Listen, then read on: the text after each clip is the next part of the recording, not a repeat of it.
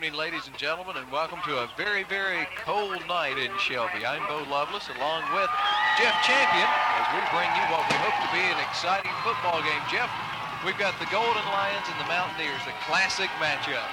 Well, they bill it as the Battle of Buffalo Creek, Bo, and over the years, this has been always a good game. We were talking last week.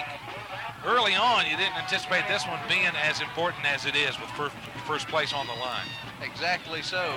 The Kings Mountain team has really come on here as the season progressed. Early on in the season, we've talked they had serious injuries. A lot of the injuries are healed up now, and now the Golden Lions have some injuries. Yeah, they do. They're going to have two starting running backs out of the lineup. Darrell Davis, as of like 30 minutes ago, Darrell Davis, in addition to one of the other starting running backs, and that would be Johnny Brooks, very important running back in that wishbone, out of the starting lineup. So more than ever, Shelby, I would anticipate, is going to have to rely on their passing game. And they do have a very potent passing attack. They have Shelton and Story at their ends. They have jumpers in the backfield and quarterback.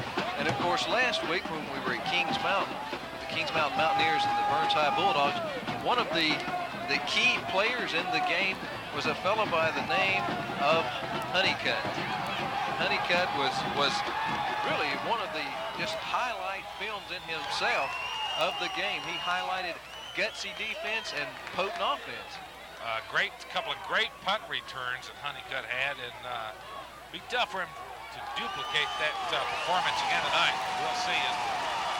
We're just a few seconds away from kickoff here. Shelby will be kicking off. Kings Mountain has won the toss. They're going to receive.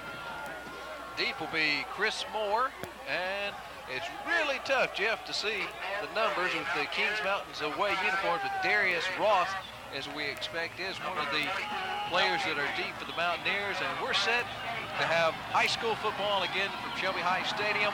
We're underway. It's a deep kick, and Darius Ross is going to take it near the goal line, and he's got a little bit of running room to the outside, but it closed up, and then he swung.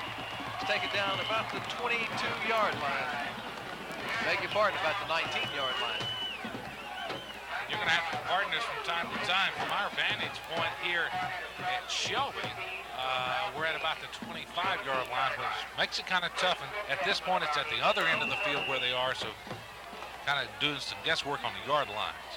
And as we expect in the backfield, quarterback will be Timmy McLean, Jeff Lockhart, and Victor Bell.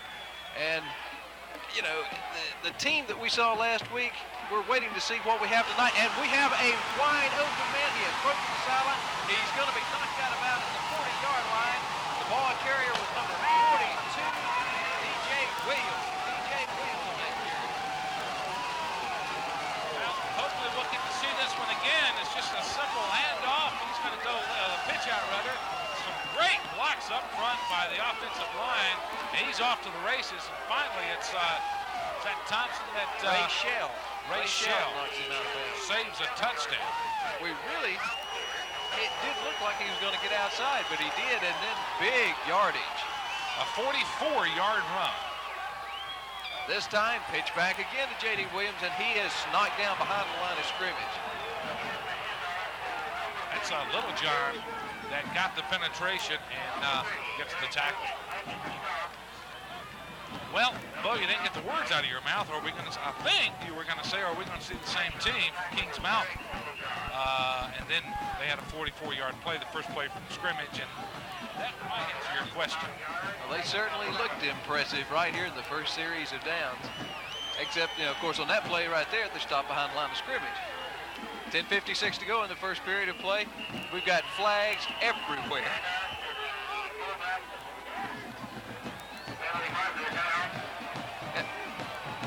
Jeff, I'm a little bit surprised tonight at the crowd. Kings Mountain side, of course, we're on the visitor side. We're located high atop the visitors' bathroom facilities here on the visitor side, looking toward the home Shelby side.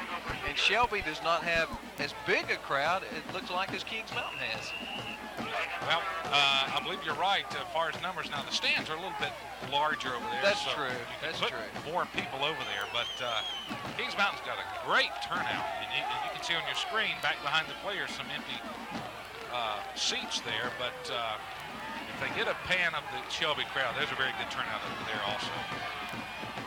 This time he's got Darius Ross, and it's caught by Darius Ross. Wow! On the 15-yard line of the Golden Lions. Very good coverage by Shelby, but that was a time pass, Bo, and Ross really maintained his concentration. McClain, if we get to see this one again, just lays it up there. And here we go. He Watch just this. put it up softly. Great and concentration, Ross, too. yeah, hang on to it when it that's comes very down. good coverage over there for Shelby by Sheldon Thompson. Just nothing he could do. This time, stopped for about a yard gain. The ball carrier was Victor Vale. That's exactly right on that last pass play. You know, you cannot cover someone any better than that and make the reception. You know, if you cover them any better, that you're going to have pass interference. Well, it was a perfect pass for that coverage. He threw it up and let Darius out-jump Thompson. Petty McNeil in the ball game. He's going to be split wide. Ball spotted on the 15-yard line. Ooh! Great defensive play by number 88, Jeff. That would be DeVinci Petty, who got in there, the 6'4", 230-pound junior. He hit Gash.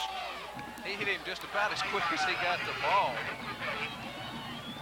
Oh, already Kings Mountain has completed a pass. I think it was the second half last week against Burns before they had a pass completion.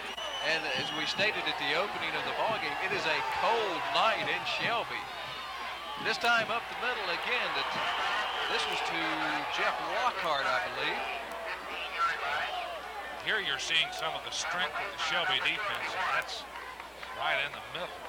Mike Byers comes out on the field. He's going to attempt a ball spotted on the 14-yard line. Bo, I noticed that Paul Jeffords is playing defense. Earlier in the year, he wasn't playing only offense, but due to some injuries. Probably with Brooks injured, maybe. Yeah, he's been forced into some double duty. Okay, the ball's going to be spotted for the field goal attempt just outside the 20-yard line. 8:18 to go. Kick is up. Kick is good. Kings Mountain draws first blood, Jeff. That's very important, I think. And the kick was plenty long enough and right down the center. So, yeah, it's very good. You come in here on you're the visiting team. You take that opening kickoff, first play, 44 yards, take it down the field, and then get the score. Yeah, you better believe it's big. 8:13 in the first period of play as the Shelby High Golden Lions find themselves trailing 3-0. And right now, Jeff, we'd like to take just a minute here for a personal note. Floyd Williams, Division Cable of Shelby, who a personal friend of all of ours, we certainly would like to pass along our condolences. His father passed away, and our thoughts and prayers are certainly with you, Floyd, during this time. Kings Mountain setting to kick off. Deep for the Golden Lions will be Jermaine Jeter, and can't make out that number on the other side. If that is 81, that would be Thompson. Sheldon Thompson. Okay. Now let's see how the Golden Lions can do on their first possession. It's going to be taken by Jeter. He's out to the 25-yard line, and that is it.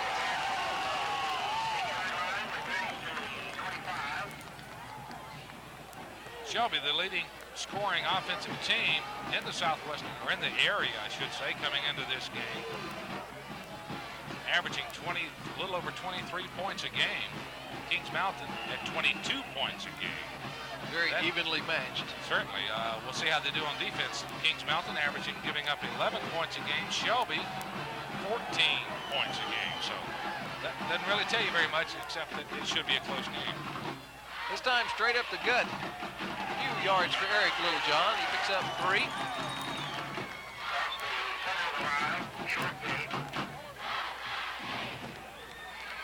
Jeff, now I know as far as the fans, we're all bundled up.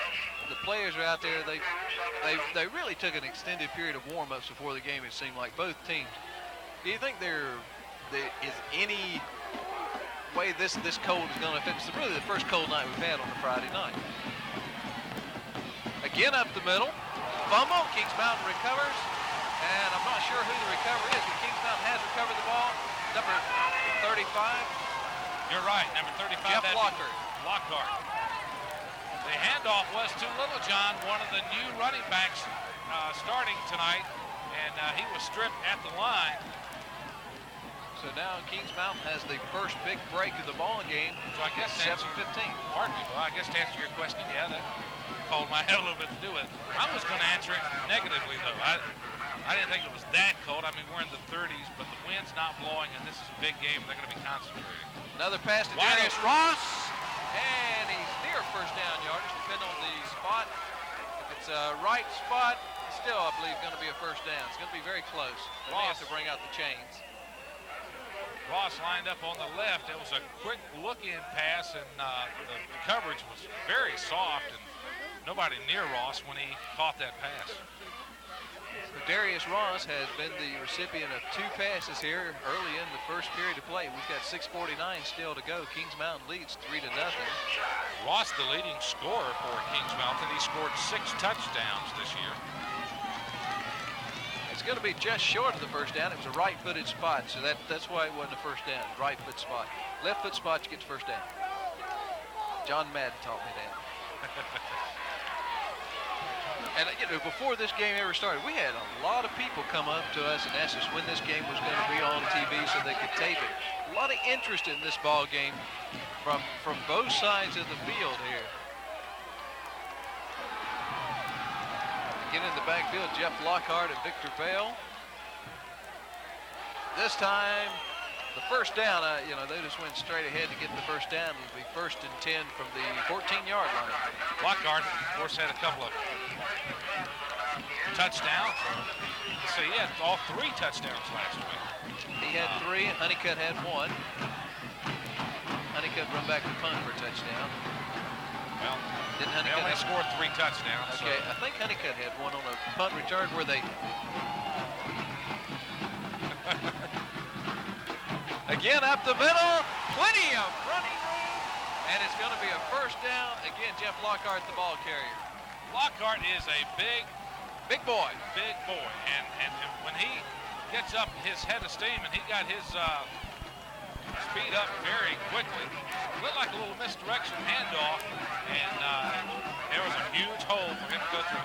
That's what he benefited from a week ago against Burns. Exactly. Great so. blocking schemes by the offensive line of Kings Mountain. Again, up the middle for Bell. He picks up about 2 really, really tough yards.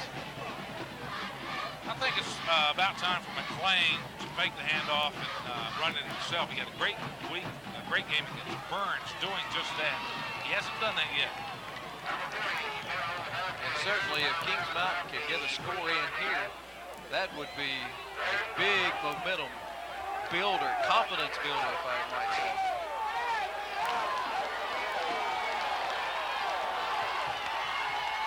Up the middle, Williams. Jeff Lockhart, rather. Jeff Lockhart near the goal line, but still he is not in.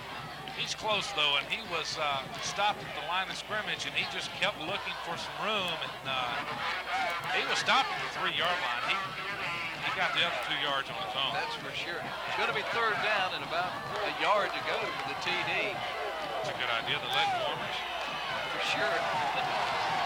And the Kings Mountain side's on their feet. And I look again to go with what got you there. Jeff Lockhart up the middle. Well, the trouble of it is, so did Shelby, and Kenny Pauley was there just as soon as he got the ball. Okay, now we've got a decision to make if you're the coaches. If you're Denny Hicks at Kings Mountain, Jeff, let's play coach a minute. What are we going to do? We're going to go for the touchdown, or we're going to go for the field goal? I'm going for the touchdown. This deep, I would go for the touchdown if I'm going to play coach. A lot of different things you can do. You can get it to Lockhart again, or you can fake it to Lockhart. McLean's an excellent runner. The ball's in the center of the field. He can go left or right and have a lot of room just to look for an alley to dive into the end zone. He's got a lot of quickness. some kind of little play action, something like that, maybe. Yeah. Ross has proven already in this game that he is an excellent receiver. He has scored 6 touchdowns. Friends, we have thought all day that this is going to be an exciting ball game, and we expect it to be a close ball game with these two teams. As you said, the Battle of Buffalo Creek. Anything is possible. And the key word in that, not the Buffalo Creek part. That's just geography. The key word is the battle. That's true. It is definitely. And this has always been one. You know, Kings Mountain at times has had unusual success coming over here. I know there was one year that Kings Mountain beat Shelby twice on this field, once in the regular season. Listen to this crowd over here. Like I said, we're on the Kings Mountain side, so you can really hear them get fired up. They are going for the touchdown.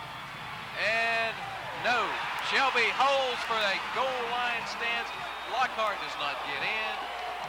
Big play both ways. Well, they go with Lockhart again. And he was ran into a brick wall. The Shelby defense really rose to the occasion, and they come off the field fired up.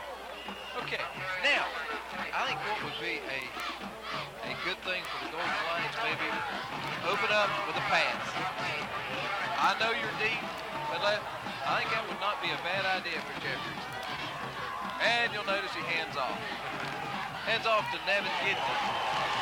And he stopped. Well, I know what you're saying, but I also know the way Coach Taylor, or I have an idea how he coaches. He is conservative. He is not going to beat himself by taking a chance at the wrong time. Gets out, squeezes out a couple of yards out to the 5, or near the 5. In the back of the course, Paul Jeffers, Nevin Gidney, Eric Littlejohn, and Jermaine Jeter. Full backfield. Little misdirection this time. Nevin Gidney is hit hard. I don't think he got back to the line of scrimmage. If we've got a replay on that, he got stuffed there one time. Brandon White, I think, who got in there and was able to slam Gidney back. If you're watching and wondering where Johnny Brooks is and Darrell Davis, they are injured. We were told they would not play tonight. I haven't been. I see Darrell Davis. He is suited up over there across the way. And we've got a referee timeout. A little equipment problem. Lockhart didn't have his chin snapped. That's tough to say when your team's going. We're going to have a flag here. Yeah, it looked like offside. I think it's against Shelby. Half the distance of the goal is not very far. About a yard and a half.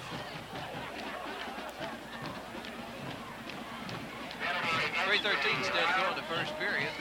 The Shelby High team is deep in their own territory after having a goal line stance. In case you just tuned in, a goal line stance, it was a pretty sight to see. They really held Lockhart out on 4 different occasions.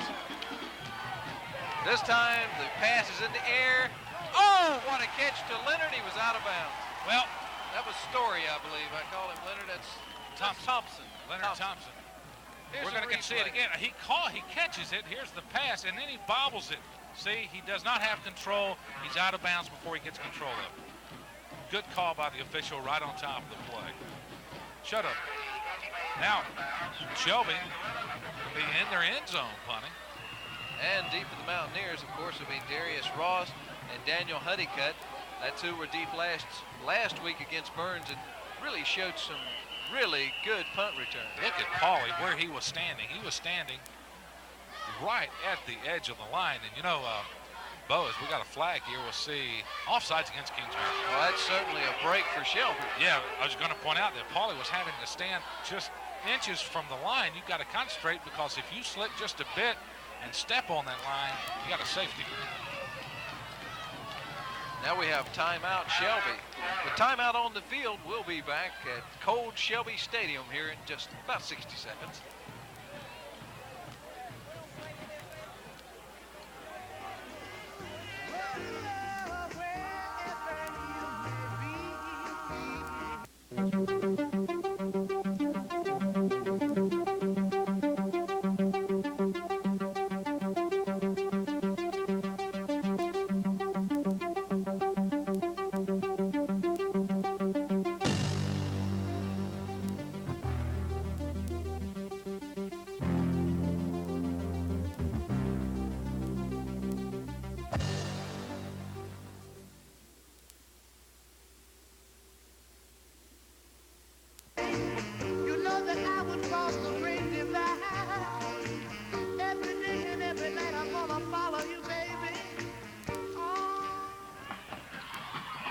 kicks away. It's a high punt. It's going to be taken by Ross near midfield. Again, they do the switch off. And, wow, that was some really hard hitting in the part of Shelby. Darius is so quick that when he makes that cut, it is really a sight to behold. The Kings Mountain guy couldn't get out of the way quick enough. And number 56, it's not showing on the roster. We have an injured Shelby High player down on the field. Well, one thing about it, won't be any heat cramps tonight. That's for sure. They showed a picture a while ago of Jim Taylor. Jim Taylor, just year after year, I don't know if he gets the credit he deserves as far as his record. He has really compiled an impressive one-loss record at Shelby High.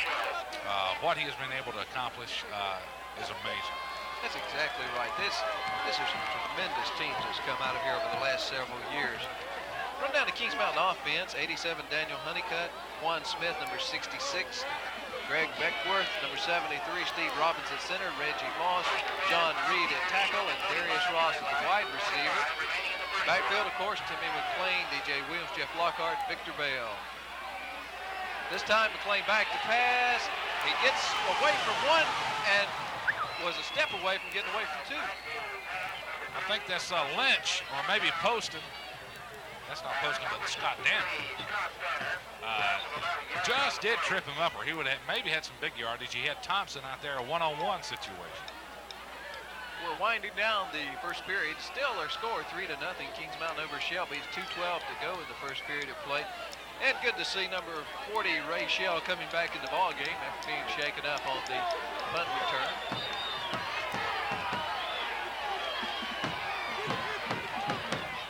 This time the pitch back to Williams, trying to get outside. He's driven out of bounds.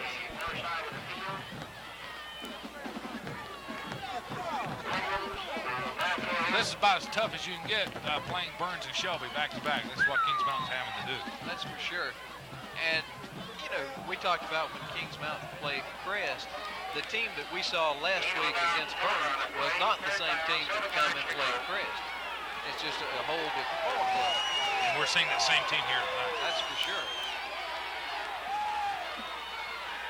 McLean back to pass. We got a flag on the play. Should possibly be pass interference. And it was intended for number 82, Brent Wilson.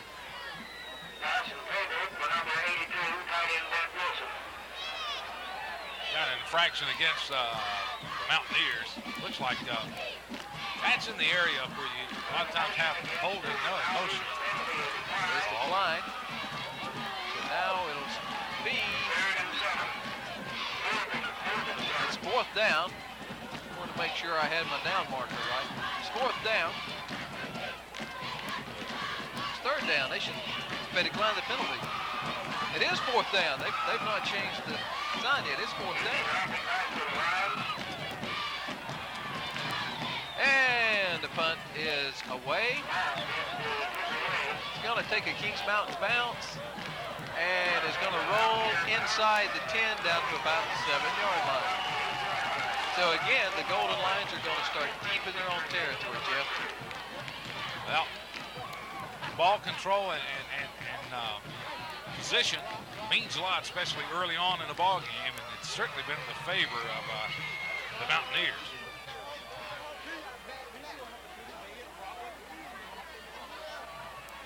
We might have some problem here on the.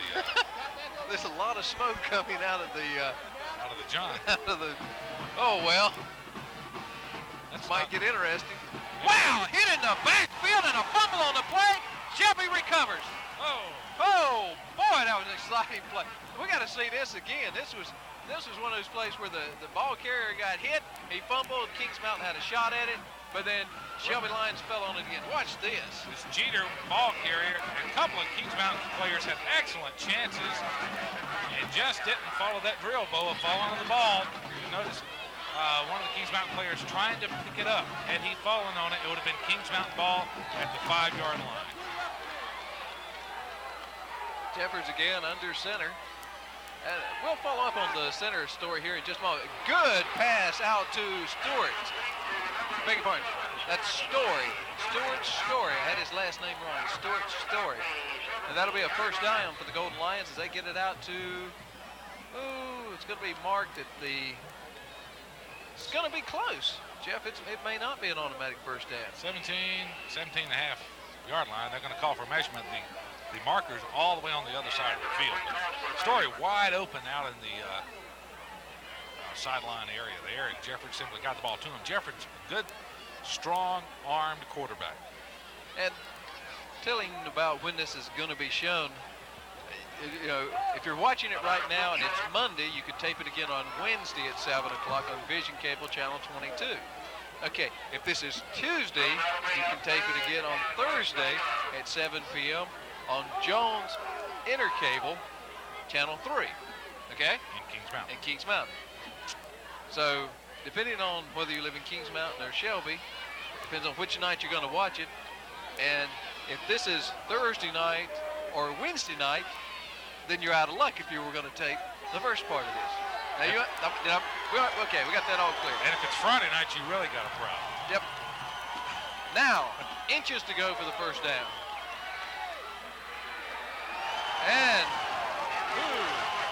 I believe his forward momentum is going to have him for the first down, Jeff. That initial push at the line, remember, it's where the ball got to, and even though he was knocked back, I believe he got it. I think so. That was Eric Littlejohn, the ball carrier. Even though they're going to call for the measurement again. There you see a good look at the Kings Mountain Mountaineers, and they're not puny. Paul Jeffords, the quarterback. A couple of starters out of the Shelby lineup, in addition to their starting center tonight. First down, Shelby. Now let's elaborate just a little bit on the center position. For Shelby had been Robert Roof.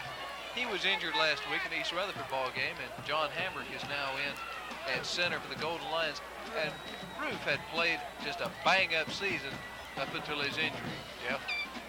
Excellent player. He's got a lot of quickness. He's not big by any means for a center, only 156 pounds. We had a lot of quickness, very intelligent player.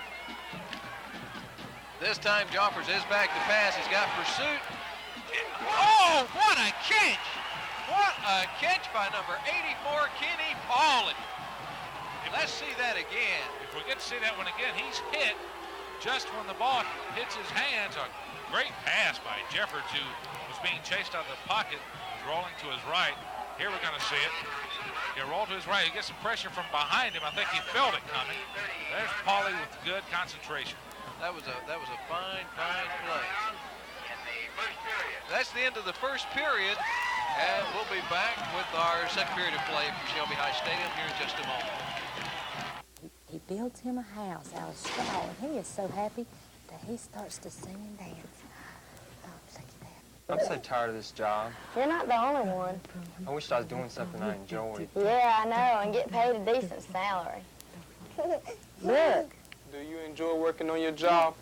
Well, if you're not, come to Cleveland Community College and get a better education. Let's do something At about Cleveland it Community today. College, we've got your Okay, great.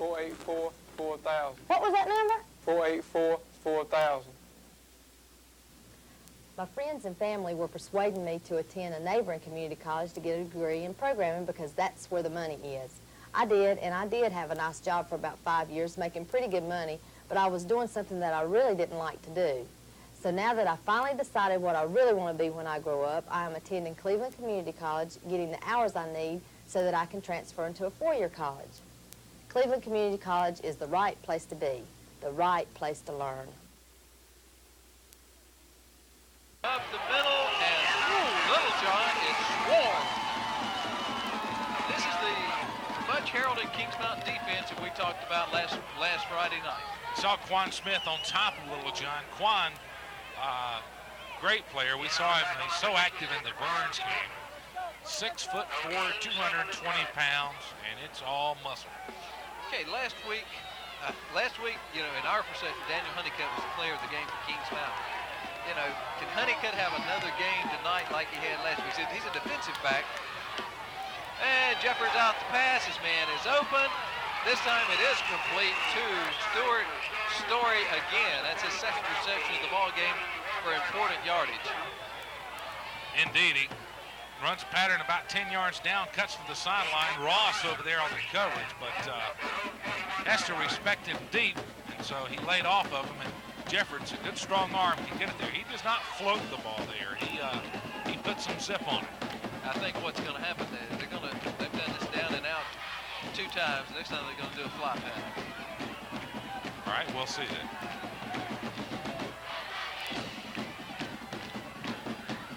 Pitch out.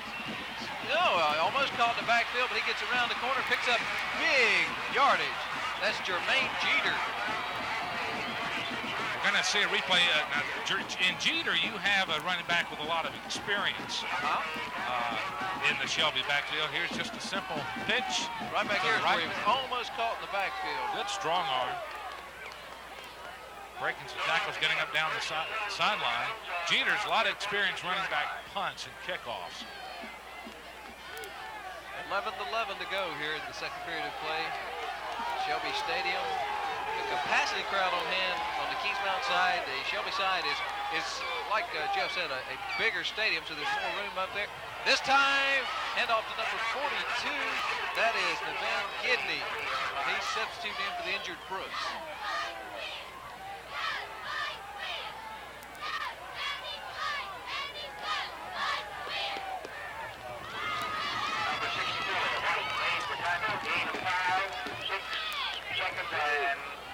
It's going to be second down. Make it a long 3.5 to go for the first down. And, Jeff, I think we're going to be in for a treat here at halftime. Look over there. They're getting the flags ready, one thing and another. It's going to be a nice halftime show here. I hope they'll strike matches to them. Little John, the ball carrier, he picks up about 2 yards. This is Vision Cable, Channel 22, or it may be Jones Intercable. I'm saying Vision Cable, Channel 22. But anyway, the class that puts this on is the teleproductions class at Cleveland Community College. And the students and everyone do the camera work. Mark Johnson is our director tonight. Mel Camp is the producer. He's also working the camera tonight. Audio is Mark Hughes, and I'll run down the rest of the gang here in just a moment. Shelby's got their offense moving. Again. Good gracious. That was Gidney again. Nafath, as Bo said, filling in for Brooks. Doing a better job this time. He got hit a couple of times, able to slide by the would-be tacklers. So he fights for about 3 or 4 yards. Mark Hughes taking care of our audio. Cameras, Jerry Shank, David Pettijohn, Roger Watson, Dan Morton. I'll elaborate on that here in just a moment after this play. Handoff up the middle. It goes Eric Littlejohn.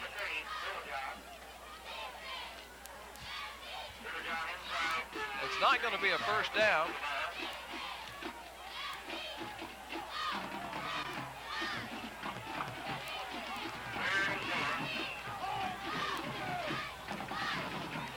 It's third down as the Shelby High Gold Lions have had a sustained drive. They have looked better on this drive than any other possession they've had tonight.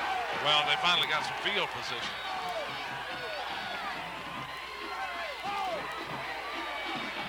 Gidney, the ball carrier, got a flag on the play. He's still going to be up there first down yardage. Of course, come to think of it, they had to earn the field position. They had to kind of work it out themselves. That's true.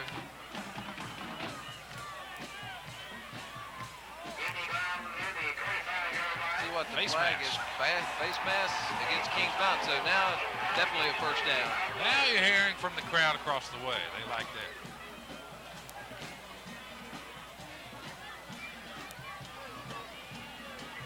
Jeff, do they have in high school ball, do they have the, do they differentiate between intentional face mask and accidental? Yes.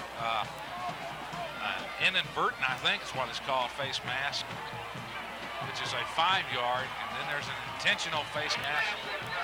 Well, you know, I've done some Gardner-Webb games, and I might be wrong in answering that now that I think of it. I know in Gardner-Webb games, there is indeed a difference. And the Gardner-Webb Bulldogs are at home tomorrow against Carson Newman, which should be a whale of a ball game.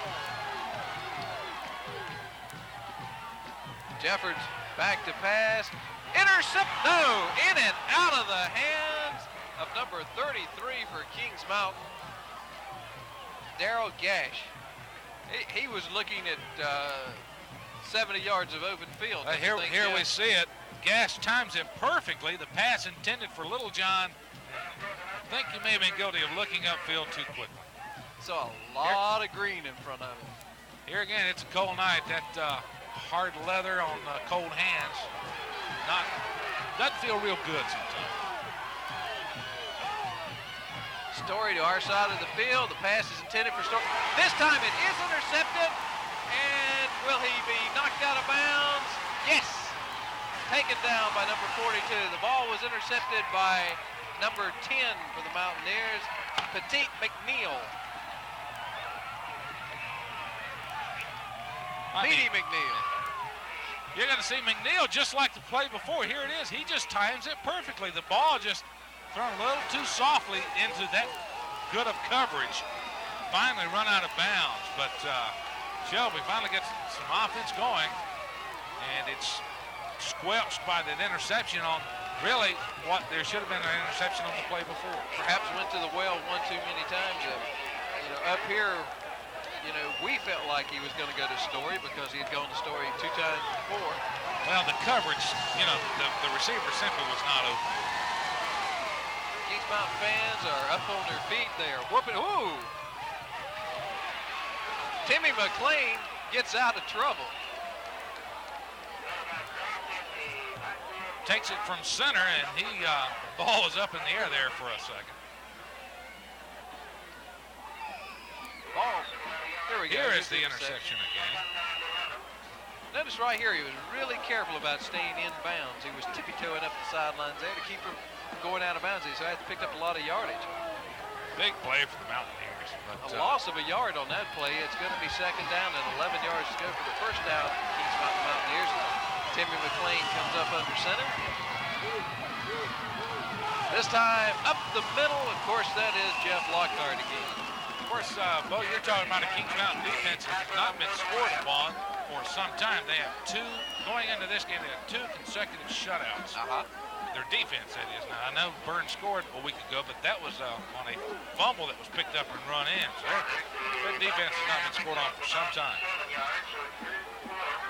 Number 53 for the Mountaineers is Steve Robbins. He's the center. I always like to talk just a little bit about the centers because they never get any publicity usually unless they mess up. This time caught in the backfield, that was DJ Williams. Well, and you can take that really all the offensive linemen. They don't get the credit they deserve, of course, from their coaches and from the players they do. Nobody appreciates them more than a star running back. But, as far as media and on, especially in the pro games, you really feel for them. The only time they get mentioned is when they have a penalty called against them. Right. Then the camera zooms in on number 62 for holding, and you call back an 80-yard touchdown. Okay, it's fourth down. Kings Mountain is going to be punting to number 42, given Gidney. And off the side of his foot, goes out of bounds at the 18-yard line. 5:40 to go. And, as much as in this first half, Kings Mountain has seemed to have the ball a lot. Our score is still 3-0. Well, that doesn't surprise me that this is a tight and low-scoring game. Many years it's been that kind of game. Shelby, of course, with a great goal line stand earlier in this contest. There's a great shot looking down the line, down in the trenches. There's your center. There you go. Back to pass again. He was close to pass the line of scrimmage, and also the pass was short. I thought he was going to throw it to the referee there for a minute. He was the only one on the camera there for a moment. But one of the comments that we had before the volume, Jeff, I'm not sure if it was before you got here or after you got here. There was a Kings Mountain fan had come by and had seen the game last week they had with Burns, and one of the comments he made was the great camera work that is week in and week out with the coverage of the ball games. And there is no doubt that this camera work these guys do, it's going to be picked up looked like maybe a yard and a half, and that was it. Jeter, the ball carrier. But week in and week out, the camera coverage on our games gets better and better as the season goes along. And one of the things that I think has added a real dimension to our broadcast is the instant replay that we have now. And now if we can get slow-mo instant replay, you know, what can you say?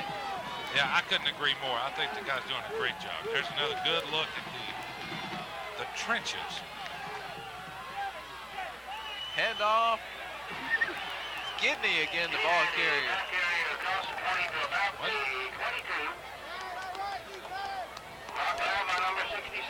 Again, the second back through out of the Shelby. You're right, it is Jeter. Jeter was the ball carrier. 4:36 to go. And the Kings Mountain defense again has stopped the Lions offense. Darius Ross and Honeycutter deep for Kings Mountain. When I say deep, they're still going to have, unless they have one whale of a kick, it's going to be a great field position for the Mountaineers. It's a high kick. It's going to hit. Oh, that hit. That hit a player. If Shelby gets on it, it's Shelby's ball. Well, it sure That looked might like hit the back of his foot. it looked like to us it hit a Kings Mountain player who was blocking. Okay, We're let's gonna get another look at it and see if it comes very close. Nobody reacted to it, And, yeah. so evidently it didn't. There's the Oh, it was close, but the ref was right there, and he didn't go ouch like it hit the back of his calf. We're winding down. We're under 4 minutes. And now the referee steps over to discuss something with the chain gang. Gives us an opportunity to run down the coaching staffs here. Head coach Jim Taylor for the Golden Lions, Bernie Derrick, Chris Norman, Jeff Jones, Tim Davis, and Chris Horn. Having the Kings Mountain Brain Trust is Denny Hicks, Bruce Clark, Chuck Gordon, and Tony Lay. Bruce Clark, good friend of mine. He's a firefighter. I've been around him a few times staying up at night, Jeff, one thing and another. He also one of the coaches for the baseball team at Kings Mountain last year, which were the state champs, right? indeed So, state 3A champions. you know, when you think about how many different championships have been won here over let's say, there's a lot of athletic talent in Cleveland County, not to mention the fact that there is a lot of really good coaching goes on from the ground on up. I've always thought that was something to point out, the quality of coaches in this conference. Several of these, really all the teams have a very quality coach. They seem to stick around and build the programs. And they, like you said, they stay around. They're here for a good while. Timmy McLean to Lockhart up the middle, takes 3 Lions. Coach Hicks has been with Kings Mountain for some time. Taylor, he's in something like his 10th year at Shelby. Which, you know, that always surprises me when we start talking about how long people have been places then, because, you know, you still think back to the Pearlie Allen years, and you know, it's just a tradition on both sides of the field that really continues. Over at Crest, we had John Taylor does have several successful years over at Crest. Now he's been replaced by Mike Stewart, who's doing a very good job with the Chargers. And Mike Stewart had a Tri-County 4A. big win last Friday night for the Chargers. Hopefully they had another big one this past Friday. Sure hope so. Gets to the outside, gonna be taken out of bounds. DJ Williams. Williams, there's some of your team speed that Kings Mountain might have the advantage here tonight with. The play just wasn't there, and Williams just He just kept humping outside, and there he came. turned on the juice, looking for some running room. If you've got speed, you can always get outside. That's right.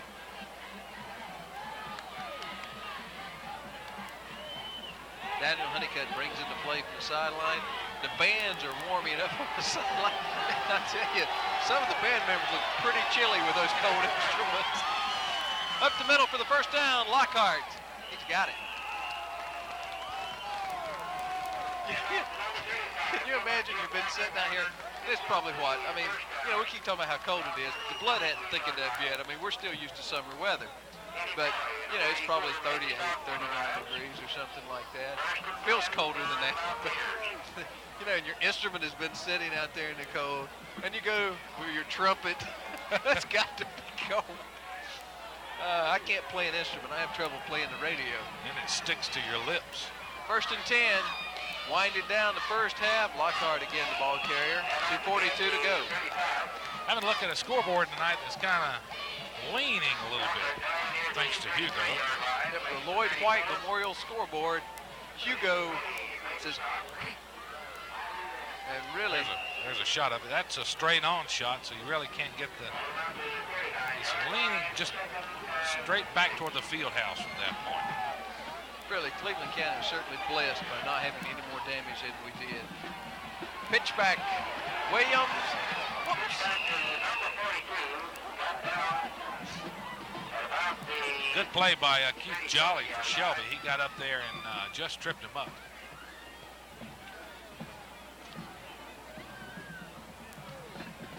They're down about 4. Kings Mountain got a lot of different options they can go with here. Lockhart, or they might look at McLean just keeping it. I look at McLean to put it up in the air because of the time factor coming into play. Of course, he goes right up the middle. And they get it. Good. Hard running. That's, of course, Lockhart, who has been the workhorse tonight. Takes Don Deadman for a couple of yards with it. Lockhart, very strong runner, and as I say, once he gets up just a little bit of speed, you give him about a yard or 2, and he's very tough. Always gonna move forward. And I haven't seen him fall backwards yet. I mean, and that when you fall forward.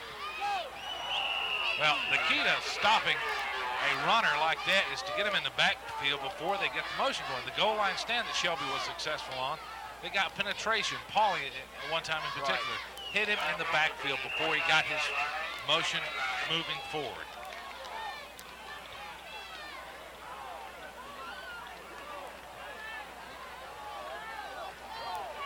Winding down, we've only got 55 seconds to go here in the first half of our ball game.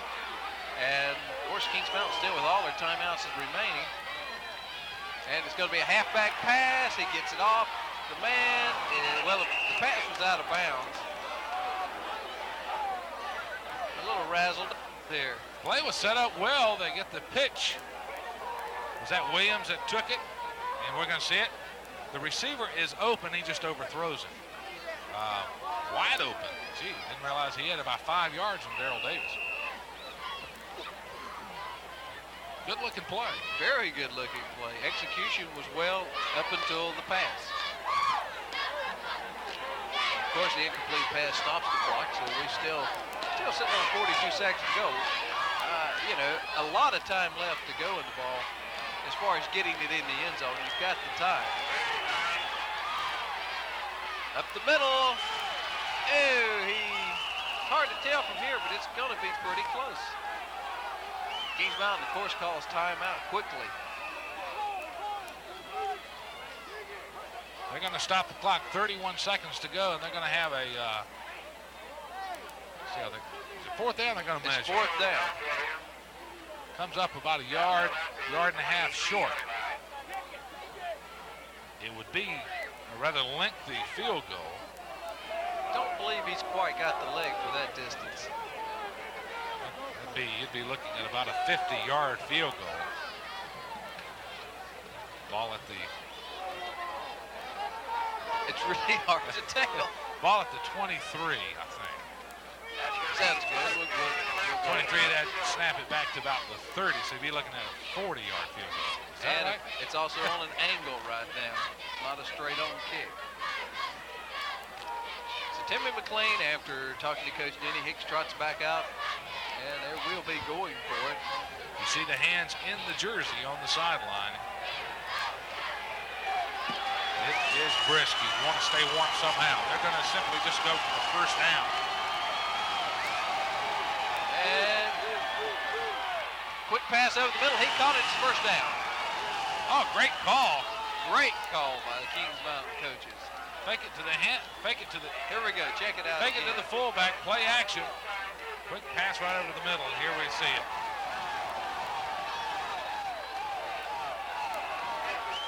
That was a nice. It was a nice play. And it was a gutsy play. Time now is a factor. It's going to be out of the end zone, an uncatchable pass. There's only 12 seconds to go. Very good job by McClain. The coverage was there. Throw it out of bounds. What do you think? Go ahead and run one more pass play, and then bring your punter, your field goal kicker in. Well, you got time to try 2 pass plays. You can always look at running one, trying to catch them off guard. If it works, bam, you got a touchdown. If not, you pretty much will probably have to try the field goal after that. You don't want to scramble around very much. 12 seconds, plenty of time. He's got a man open. Touchdown! Oh! He had it and lost it. Well, a little premature in calling that one. From our angle, we could see it perfectly, and I think we'll get to see it again. That pass was perfect. Man, right here. Guy cutting across, just threw his hand. A little bit high. Just a little. A little bit high, but it needed to be just a little high due to the coverage. Kings Mountain in for the field goal attempt. Number 44, who's Scotty Hopper. Scotty Hopper last week. Looks like they're going to be about the 22-yard line, Bo, so it'll be a 32-yard attempt. Little high snap. He gets it down okay. It looks good from here. So Kings Mountain goes on top with 3 seconds to go in the ball game. It's 6-0 Kings Mountain Mountaineers. Obviously, you said it's the ball game, and obviously it's with halftime. I know you're cold and all, you want to go home. Brain dead, yeah. Okay. Now, 3 seconds to go before halftime.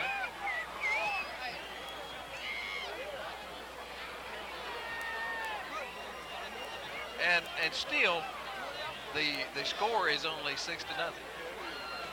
So we've got a big second half in store for us. And, of course, the halftime festivities will be taking place here.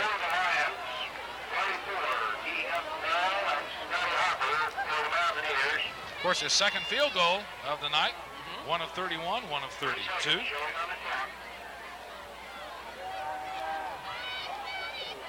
And with only 3 seconds to go, what do you think, a squib kick here, or are you going to go ahead and kick it away to him? I would say squib kick. Well, there's whistles everywhere, and it's kind of in the direction of offsides on the kickoff team. That's exactly what it is. Back them up 5 yards.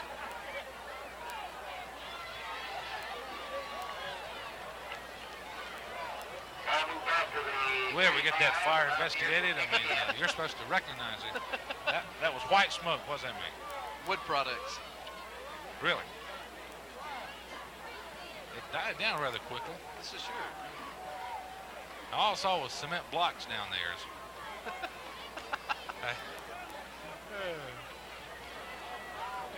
Here we go again. 3 seconds left to go in the first half of our ball game.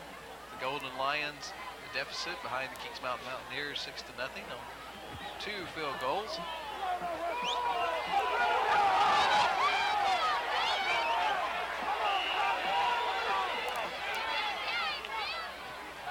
Again, the squib kick. It'll be Shelby's ball with 2 seconds. Well, and see, now you got the Kings Mountain crowd booing, and what they're booing, Bo, is that the clock only run off 1 second, but what they might not be unaware of is that the clock does not start until a player touches the ball. And so since he downed it, it will start and stop almost immediately, so therefore only 1 second going off the clock. Because when you fall on the ball, you're immediately down. Exactly, in high school. Right. Now they're going to start the clock.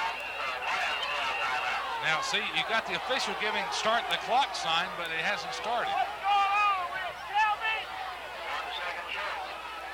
And you might notice now, there we go. We've got Now it's halftime. Now let's see, Shelby has called a Shelby's timeout. called timeout. They're going to put 2 seconds back up on the clock. Shelby's going to have 1 play. They'll give the start sign in high schools. They'll give the start sign. That clock was supposed to go.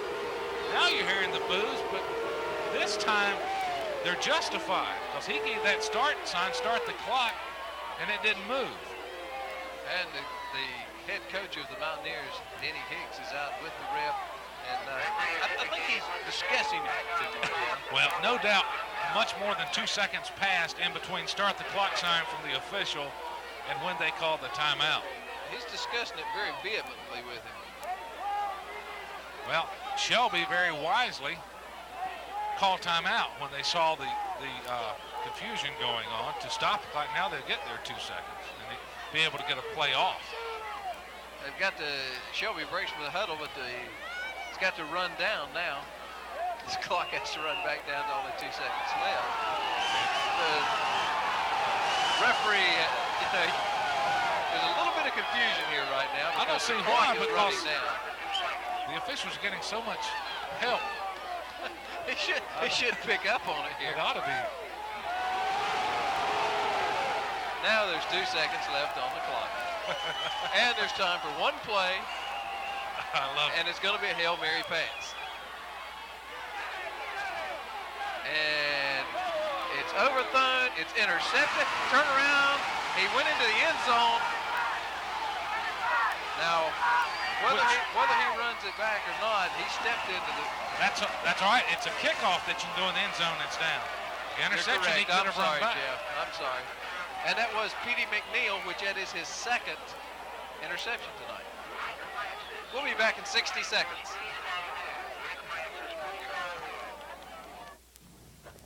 If you're an adult who has not completed high school, then you should know about Cleveland Community College. I'm Rhonda Benfield with WOHS Radio, and here at Cleveland Community College, you can get that high school education through classroom or here in the Learning Lab. At Cleveland Community College, there's a staff just waiting to help you make that first step. So give them a call at 484-4000, and they'll help you make that most important decision. And best of all, it's free. Cleveland Community College, 484-4000.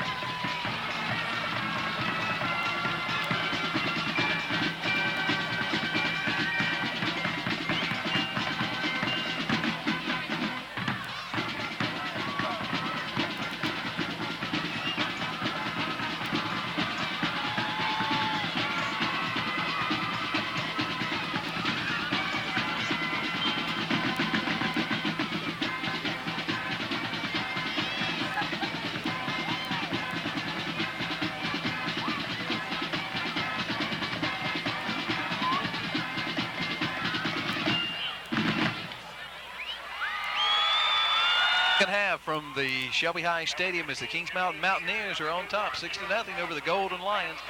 Jeff and I are back after warming our toes in the van. We're really excited here about the second half. I look for some more scoring here. I don't think our game's going to end with a 6-0 score, no matter who wins the ball game. Well, you got some great defensive play there in the first half, Bo. Whether it can continue or not, I don't know. Shelby not with all their horses in their offense and their defense, and that would help to anticipate maybe another low-scoring half. Darrell Davis and Jeter are deep to receive the kickoff, and we are underway for the second half. It's a skip kick. It's going to be taken and down, and it's going to be, the Kings Mountain players are jumping, but I think Shelby recovered. We'll have to see again, but I think the last person I saw dive on the ball was a Shelby player. I saw Shelby go with an excellent chance. No, Kings Mountain ball. Big break. Big break. Let's see the Evidently replay. A lot of fighting for that loose ball. Just not handled well there. One Shelby guy tries to get down on it. He can't. The Kings Mountain players were right, and really a big, big play to open up the second half. So they're just inside or just outside the 30-yard line. I believe it's going to be on about the 31-yard line. Okay, there's 50, 45. Yep, the 31-yard line. As Kings Mountain had a big break in the first half, had an opening play where they scampered for several yards. We watched the replay of that again. 42 yards, 44 yards. Jeff is giving me hand signals here. That hurts to move all fingers at one time. And again, the Kings Mountain fans, which we're on the Kings Mountain side for our broadcast area, they are really, really, I don't think many of them have sit down this whole ball game. You ever sat on aluminum before? We've got a flag on the play. The ball's intended for Ross, and you reckon it's hard to say on that play there. Ross had a step on the man, and then he tripped and fell. But the ball, I don't believe, could have been called. Do you? No. Flag is down at the line of scrimmage that they haven't cleared up yet. We're just underway the second half. I understand you investigated that smoke a while ago and found out the story on that. That's right. Earlier, you maybe heard us talking about some smoke coming out of the bathroom, because our vantage point where we broadcast from is on top of the visitor's toilet. And there was smoke coming out the door of the bathroom, and during halftime, I did some investigative work, and it was a smoke bomb that someone had there at first. Always at work. This time, Lockhart, the ball carrier, and he gets absolutely nowhere. I will say that it was very reassuring to be with next to the Cleveland County Fire Marshal when I saw that smoke. It's every man for himself. Jeff Champion, my cohort tonight, is Robert Callahan, still a Farm Bureau adjuster. I don't guess they could send him. I guess a North Carolina farm insurance agent go to California, I don't guess. So I don't think Robert ever wants to see another hurricane come through Charlotte.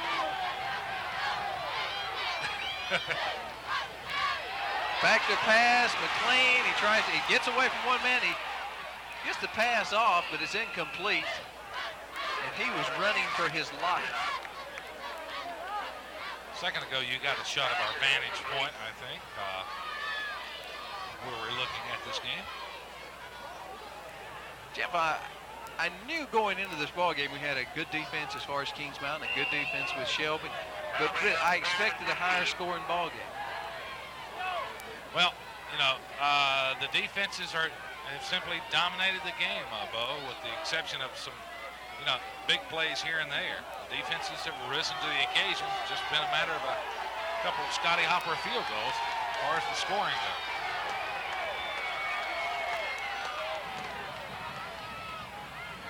This time, Timmy McLean passes back to DJ Williams. He reverses his field. He's got some running room. He's got two men to beat. He cuts back, and he's taken down with first down yardage down about the 10-yard line. Well,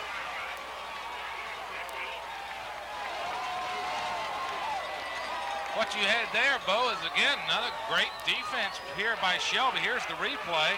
They get the quarterback, then he has nowhere to go. He reverses his field. You see all that pursuit on that side? When he reversed his field, the numbers were with him, and he just created a play and picks up a big first down. DJ Williams, of course, the tailback.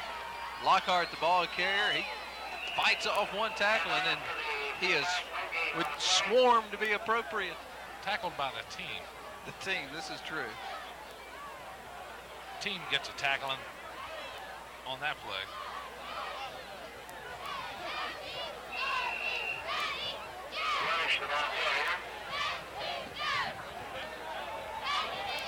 Again, we're in the field goal territory for Kings Mountain, should they have to go to that.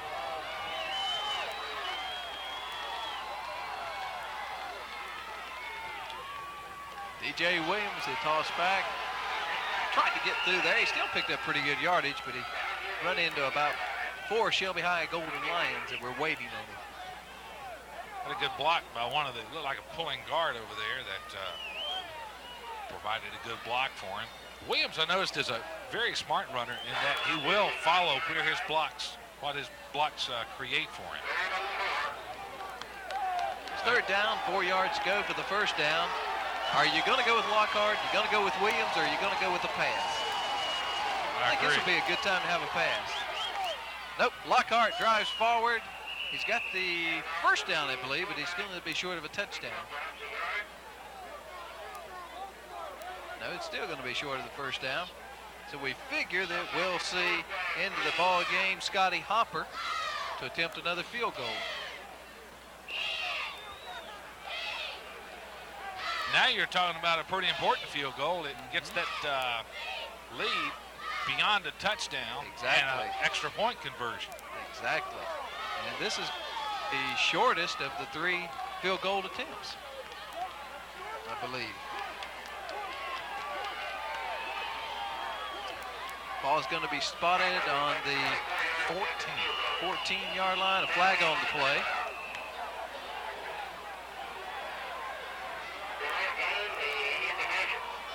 Called a delay of game. Well, they took some time getting some people out onto the field. Yeah, it just took too much time. So it was going to be a 24-yarder. Now going to be a 29-yard field goal. Hopper's other 2 field goals have been of 31 and of 32 yards.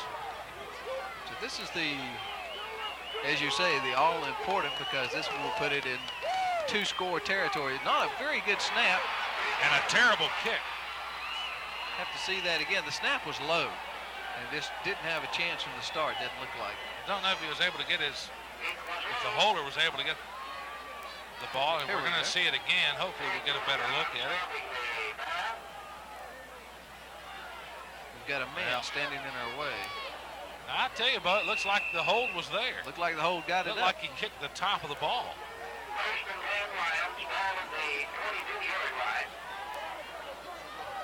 That right there may, it all depends on the outcome of the ball game. That could have been one of the most critical plays of this game so far. Jofford's back to pass. He is swarmed by one player. That player being number 74, John Reed. Well, when you're that big, you can't swarm by yourself. John Reed's father, a friend of mine, Jim, and he spoke with me before the ball game. I really didn't know that John was his son until he mentioned it, and so I'm glad to say that I got a chance to say his son got in the backfield and knocked the quarterback down. So a good play by John Reed.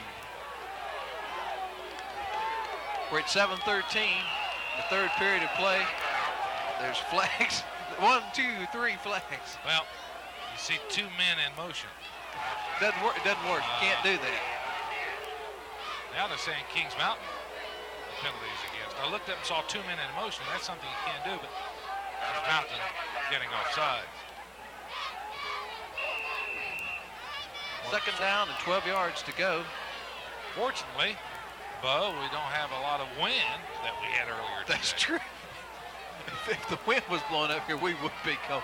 See, the people down in the stands have people around them, warm bodies. Well, this time there was 2 men in motion. They do it again. That's something you cannot do. Evidently, when they did it the play before, Kings Mountain committed their infraction prior to the motion. The motion infraction. But, you know, the coldest person in the stadium right now has to be Dan Morton. If one of the ground cameras could get us a shot of Dan, I want you to see Dan, who is standing up on the platform, and he's up high, the wind's blowing, and it's cold up there.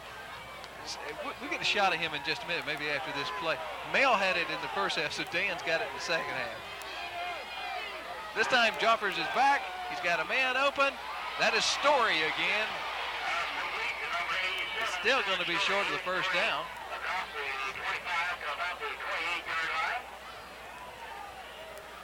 There's a good shot of Dan Morton. High up on that his perch. Great shot of Dan. And the ground cameras are, let's see, He's wearing gloves. That's kind of. must be kind of hard to do to squivel that like that. It's like Flip he'd to do the a wide fair side of the field, Thompson rather. And that's who he looks to. The pass is, wow! Out of bounds. What an effort. It was a great catch, Thompson. If we get to see it again, he'll leave his feet and it just lands out of Kind bounds. of twists in midair. I like that. Watch this. Pass gonna come straight towards you. Oh, that. You ought to give him that catch just for making it. It's going to be 4th down. Honeycutt and Ross deep to receive the punt. Honeycutt been held in check tonight as far as punt return. I don't think he's even returned one yet. Pauly back to kick. Kicks away. It's going to be a very short kick, depending on the bounce. It's going to be down at just past the 45-yard line at Kings Mountain, where they'll take over 1st and 10. It appears, Bo, that maybe Shelby is making a point of that to kick it away from Honeycutt. Entirely possible. Because Honeycutt was on the other side of the field. That was way on this side of the field. And one of the things that's coming up at Cleveland Community College is registration for the Bicentennial U.S. Constitutional Workshop at Cleveland Community College. It's going to be November 3rd and 4th. You can register prior to it, and I'll finish telling you the rest of it after this play. Hand off to Lockhart, breaks into the secondary, and got 1st down yardage across midfield. That's kind of run that John Madden would like. He would like that. He hit that line, and he just Here will we not go. come down. We're going to see it again. He just simple handoff right in behind the left side of the offensive line. Just bulls it away. Nice play. They get the 1st down. And they're in the Golden Lion territory. This time, McLean passes back to Williams, and there's a clip on the play. Yeah, it's a little late flag, but there was definitely a clip. I think you've got a couple of different calls against Kings Mountain. Here we go. I think we're going to see a clip. We're also going to see a motion penalty. See if I'm not. Watch see right there. Yeah, there's a clip, and see there was a flag before that play. You're exactly right. Back to my Bicentennial U.S. Constitution Workshop at Cleveland Community College. It's going to be November 3rd and 4th. If you want more information, you might be interested in the U.S. Constitution Workshop. Call Dr. Dottie McIntyre at 484-4000. And 484-4000, that's the switchboard at the community college. So any questions you might have about any upcoming items at the college, please feel free to call, and they'll give you any information you might be interested in. And Jeff, I think you jinxed us, my friend. You mentioned a moment ago that fortunately there was no wind. The wind, Guess what? the wind's blowing.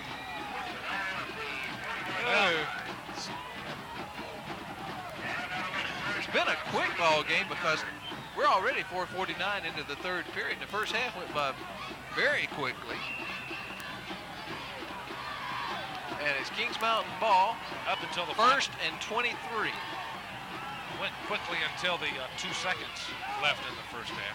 Lockhart this time doesn't pick up a lot of yardage. Stopped there by number 66, and that's Paul Poston. Poston, very talented line. Does play both offensively and defensively for the Lions.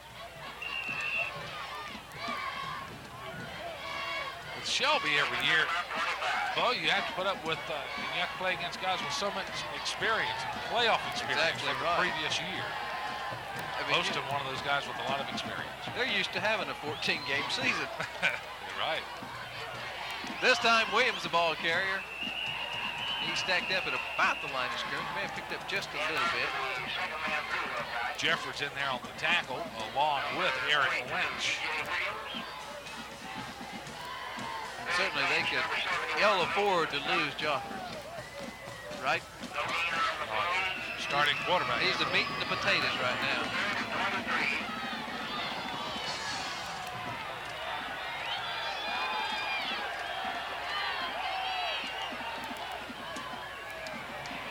Now, Kings Mountain keeping it simple. Third down and very long. They're not going to take any chances.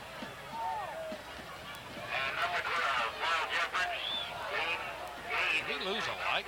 Something happened. It got a little darker here than it was a minute ago.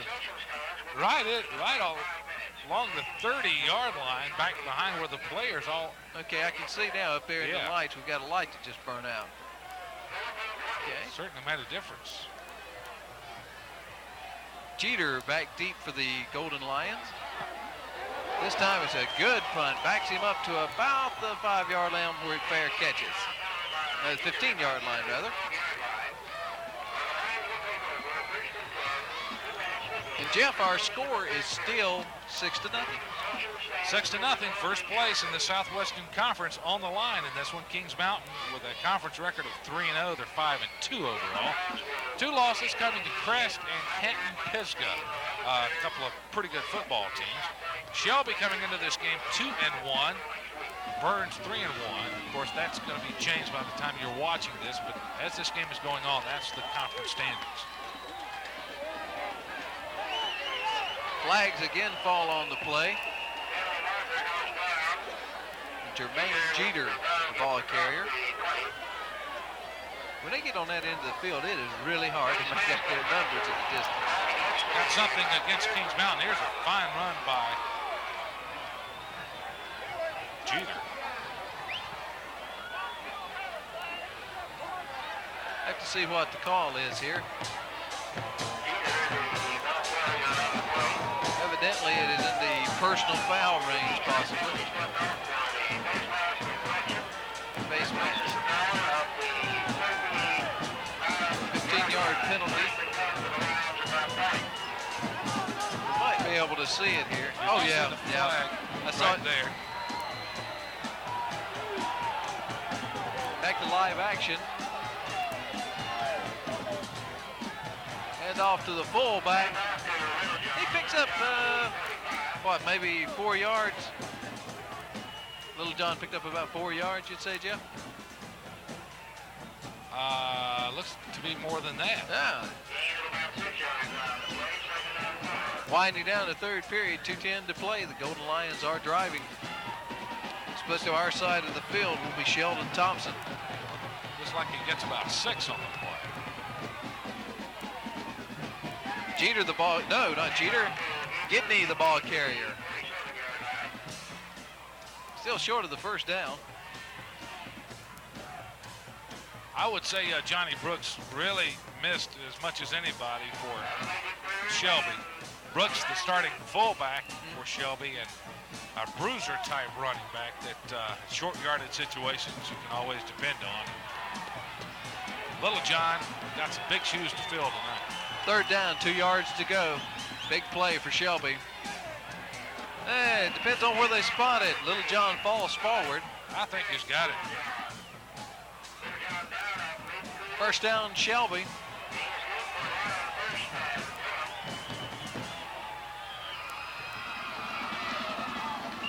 There's a look at the back of the mascot for the Mountaineers. He fires off a gun. Right regular.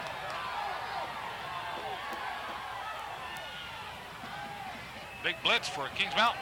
And, that looked like a mix-up almost in the backfield, and Little John still fell forward. Flag on the play. Let's see that again. It looked like there was almost a little mishandling of it. Let's see that again. There you see the blitz. There was just a little bit. Another 15-yard penalty marched off against Kings Mountain. Another face mask penalty against the Mountaineers. That's 2 in this drive. And that has counted been for 30 yards. Very, very. I guess it would be a good time to have a 15-yard penalty, but this is definitely a bad time to have 2 15-yard penalties. Well, the only time I think would be a good time you lead 52-0 or something.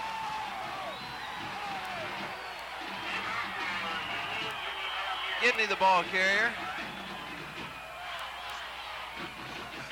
Gidney hit behind the line of scrimmage, and wouldn't go down. Good concentration by Gidney. Breaks the tackle and gets about 6 yards. This next play, probably the last play of the third period, with Shelby driving deep, which they've been aided by 2 15-yard penalties. That face mask penalty will kill you every time. Little John does not get the first down. 8 seconds to go. That'll be it for the third period from Shelby High Stadium. Let's take about a 60-second break, and we'll be back after this.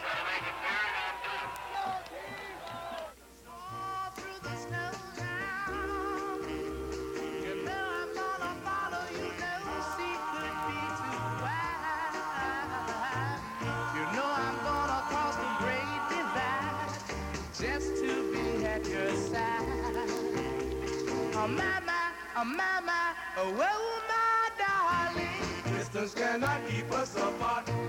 Well, you know I'm gonna follow you, sheltered by the love in my heart. Love in my heart now. You know that I will see you through wherever you may be. You know that you can depend on me, night and day till eternity. You know I'm gonna follow you. We're back for the fourth and final period of play. Bo Lovelace and Jeff Champion, as the ball's going to be on the 24-yard line. Shelby has 2 yards to go for a first down.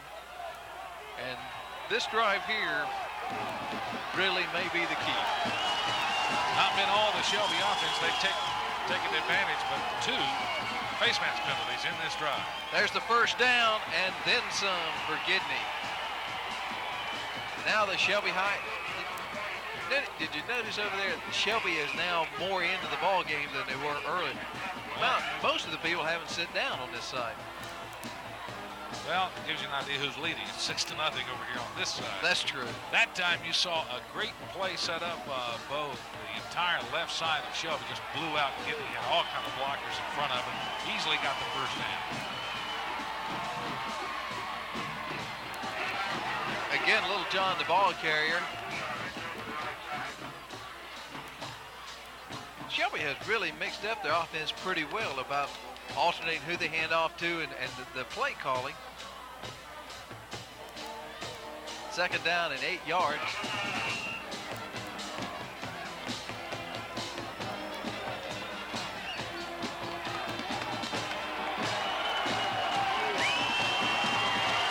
Second down and 8. I look for, maybe some kind of misdirection play.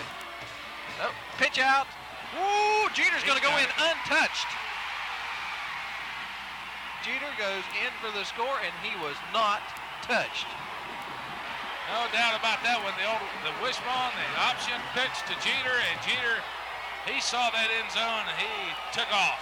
And we've got a tie ball game after Kings Mountain leading the whole game nearly. We're going to see it again. Look at how this play is set up. All the concentration on the inside, Jeter just waltzes in. Big extra point here as Kenny Pauley is in to attempt the extra point.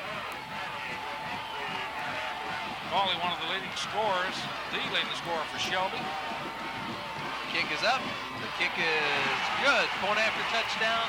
7-6 is our score. Shelby takes the lead for the first time in the ball game. But Jeff, we said that drive was going to be crucial. Aided, of course, by 2 15-yard penalties. I know Coach Denny Hicks is going to be really upset with the fact that on that drive they gave up 15 yards and then 15 yards again. Yeah, and they were face mask penalties, both of them, and they really didn't seem to be a big part of the play. Be away from before the tackle and that sort of thing. That makes it hurt even worse. Kings Mountain, the coaches on the sideline, they've got the players all huddled up having a word of discussion before they take the field to receive the kickoff. 10:47 to go. Well, the best I could tell, that was a 14-yard touchdown. There's some of the Charlotte media coverage. It's over there.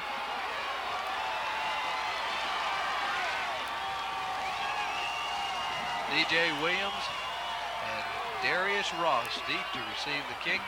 Now the Lions go to the sideline, have a little talk with head coach Taylor. Well, now, you know, we've talked about the Kings Mountain defense, and rightfully so, but now you start thinking about the job the Shelby defense has done in this game. They had a goal line stand early on in the first quarter to prevent Kings Mountain from scoring from the 2-yard line. Then the blocked field goal. It's going to be taken by Ross at the goal line. Oh, they say he stepped back into there, and it's going to be a touchback, and to come back on the 20. Well, I think you noticed it also. The momentum all of a sudden shifted over the other way, really for the first time tonight. First time in the ball game.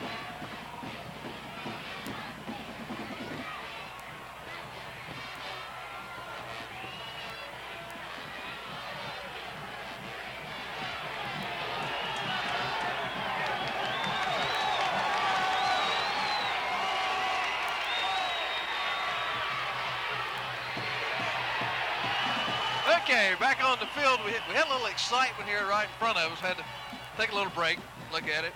A couple of young ladies discussing something here. Okay, what is going to be second down and 5 yards to go. So pick up a 5 yards on the carry.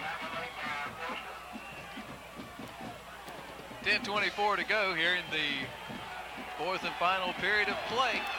That Mountaineer gun was not involved in the altercation. Exactly right. Lockhart, the ball carrier, and he found it going tough.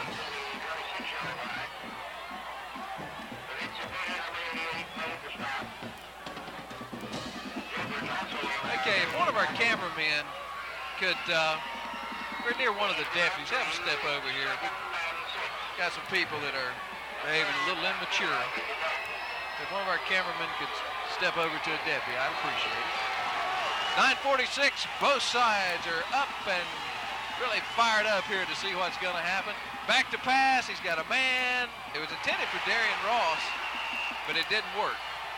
Well, pass off target. He was wide open out there in the flat. He would have had to have worked for the yardage because he was standing really at about the line of scrimmage, but the pass thrown off the marks of Shelby. Barring a mistake here of some nature, they'll be able to get their hands on the ball again. And Jeter's going to be deep for Shelby. And, you know, really, you still got plenty of time left to go in this ball game for either team to score again. Punts away. It's not too high and not too deep. Takes a Kings Mountain bounce. It's going to be down almost at midfield. You hear the roar, and that's coming over from the Shelby side. They're applauding their defense. Players come off. Shelby now with excellent field position. Sure, here at midfield. This is Cleveland Community College, Vision Cable Channel 22. And again, we'd like to say our condolences to Floyd Williams on the passing of his father. All of us on the broadcast crew certainly express our sympathy. In the backfield, Jeter, the ball carrier, he breaks into the secondary, picks up first down yardage. Jeter, we've seen a little bit of him tonight on a couple of carries. He is the type of runner that is a sprint out type runner. Here he is, going right up the middle, looking for some running room, finding some, getting about 8 yards. Jeter certainly capable of the big play.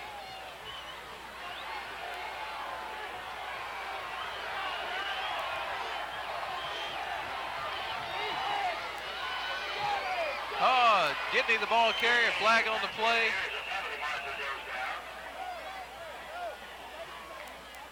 There'll be a penalty against the Lions. Holding. It was definitely in the holding area there. And a cheer goes up from the Kings Mountain side. They feel like they're owed a call to go their way.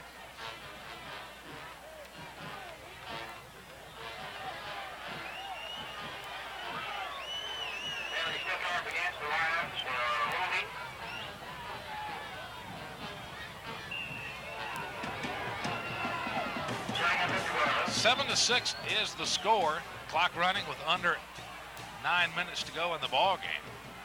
The difference at Kenny Pauley extra points been 2 field goals for Kings Mountain by Scotty Jermaine Jeter, a 14-yard touchdown run for Shelby. It coming here in the fourth quarter.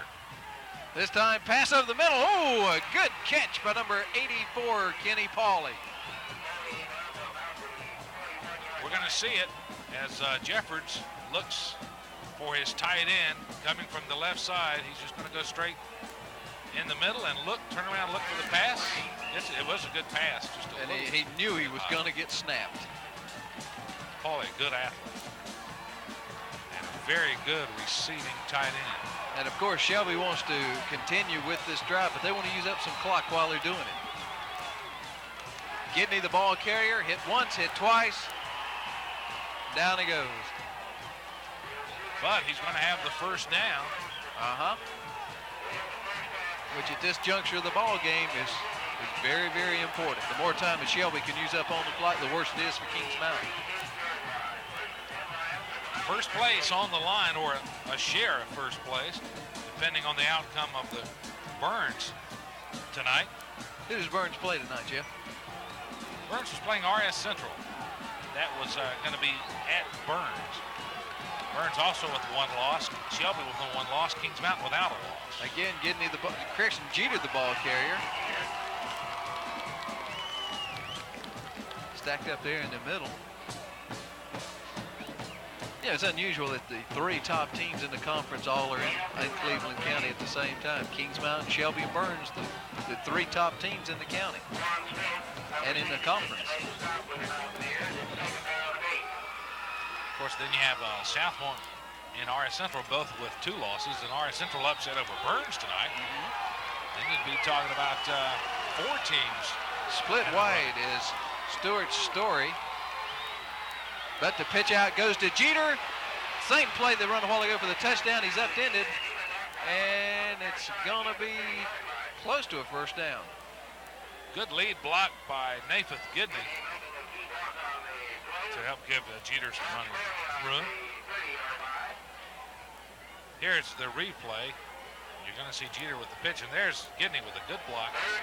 In the wishbone, when you're not carrying the ball, a lot of times you have blocking assignments. Very key that you be able to block.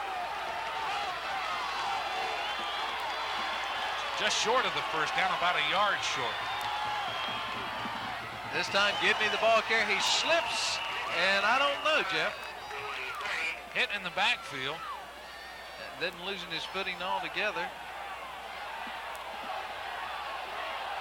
They're going to be short of the first down. The Shelby side wants them to go for the first down. It's going to be fourth down rather, long yard. And Coach Taylor is going to go for the first down. 5:27 to go. He's in that part of the field, Bo, where it'd be a very short punt and it'd be a very long field goal. Shelby wanting a timeout, Shelby and they calls get timeout. Didn't know if they were going to catch the signal coming from the sideline. Well, Jeff, we're down to crunch time here. 5:21. If Shelby gets the first down, they can use a good bit of time off that clock no matter what happens after that, whether they score or not. 1 point might be all that it takes. Well, you know, I think we both anticipated this all night, that it was going to be a close game. We'll be back in 30 seconds.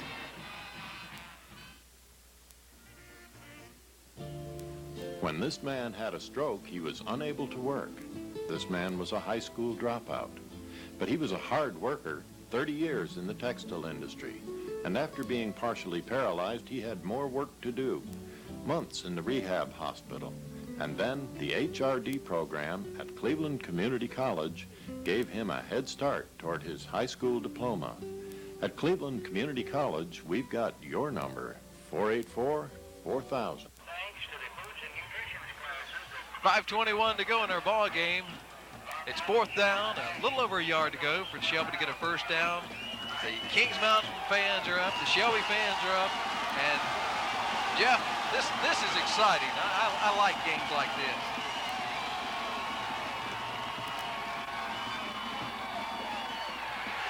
And Shelby gets the first down easily. Little John, the ball carrier, and he blasts through. Well, I was just going to say, Bose, with Shelby and they're in the wishbone and they got a short yardage situation, it's so hard to predict where they're going to go. The options are so many. That's right. They just elect for the fullback dive. He gets some good blocking up front, and they get the first down. It was Danner and Barry providing the block. This time, Jeffers tries to pass back, and Jeter wisely just falls on the ball. Very fortunate. The ball just comes right to Jeter. He's there to fall on it. You know, Jeter, like you said earlier, a lot of times they make the mistake of trying to pick up the ball and run. This time, if you'll notice, he falls right on it. He doesn't try to pick it up and run. He falls on it. Looked like Jeffers might have got another face mask, but no call. Looked like they had a hold of his face mask as he was being tackled. Some of the fans here are starting to work their way toward the exit.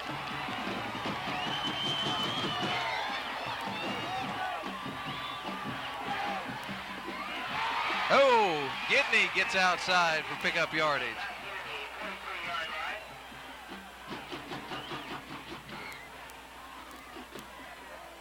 Get a good look at it again here on the play. Pass out to Gidney. Jeffords, a good night tonight throwing the ball. So now it's 3rd and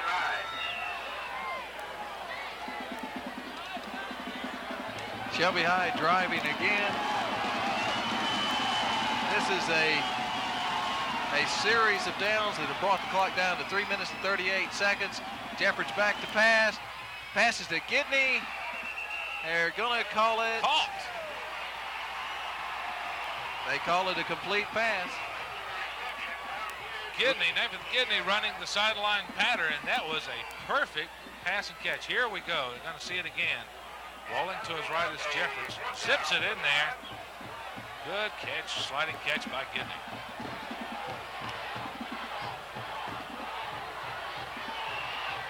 We got as much action. We do. We've got action everywhere. We're having to see it on the field and over here behind the stands also. It's been hard to keep up which is going on. There's been so much action here. Now we're going to have a good fight and a touchdown at the same time here. Gidney again, the ball carrier. He's hard, tough, running. And it's going to be a first down. Well, you can just see how they're coming off the snap with the ball, Bo. You got the Shelby runners. They're looking very crisp. The offensive line just blowing off right now and controlling the line of scrimmage. And Shelby, meanwhile, really mixing up the plays very well. They're really, mixing up inside, they're running outside, and in the passing game. You know, in the first half, we continually brought up the name of Little John. Then Jeter. Now we're back to Gidney. So the plays are being mixed up real well. This time, not a lot of running room up the middle. Is that Jeter on that one?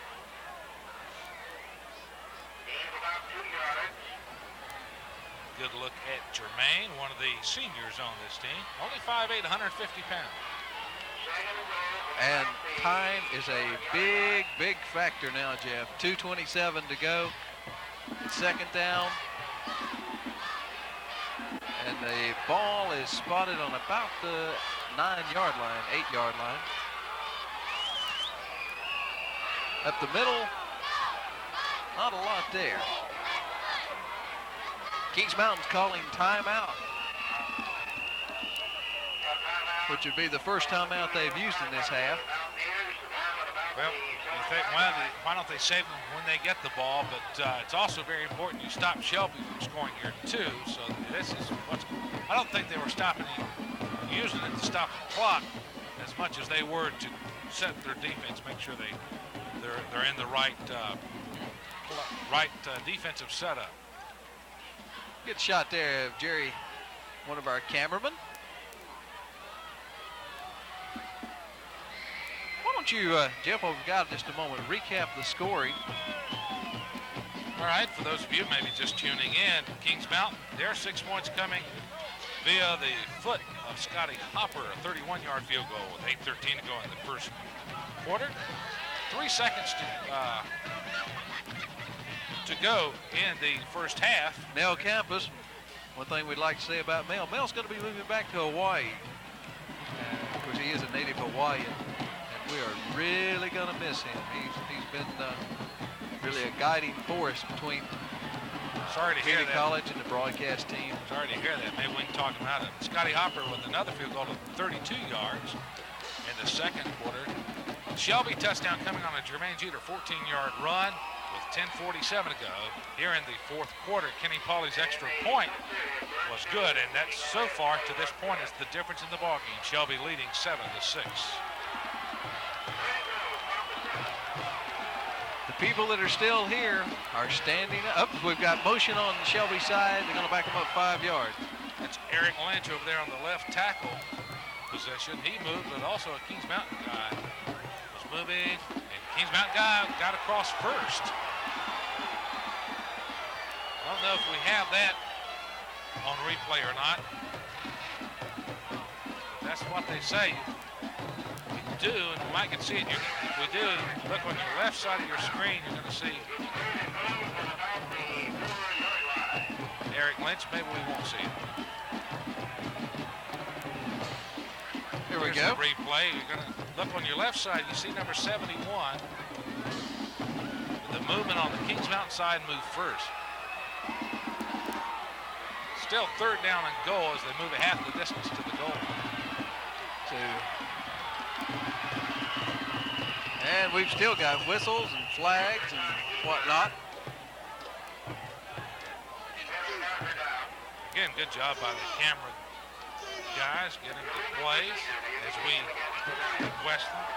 And the ref calls illegal procedure against the Golden Line, so that'll be backing them up 5 yards.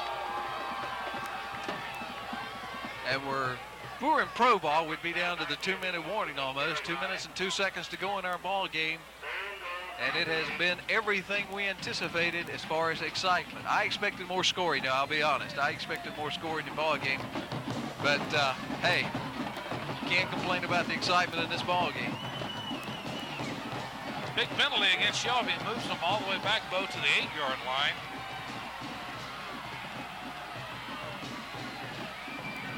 He's open. He's open. Did he catch the ball? They call it a reception, but they're going to spot it just outside. The ball carrier, or the receiver there, was Gidney. He was open. The pass was underthrown. Here we're going to see it again. You'll see Gidney really has to go down, and the official waits a moment to make sure that he signals that the catch was made just short of the goal line. Got a timeout being And called. we'll be back in 30 seconds.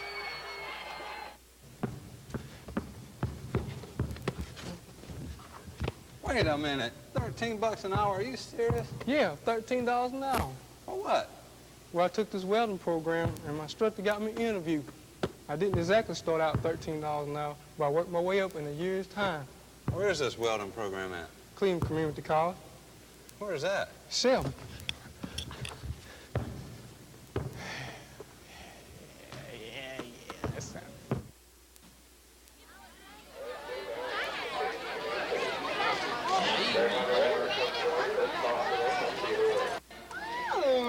She slobbered on my nose.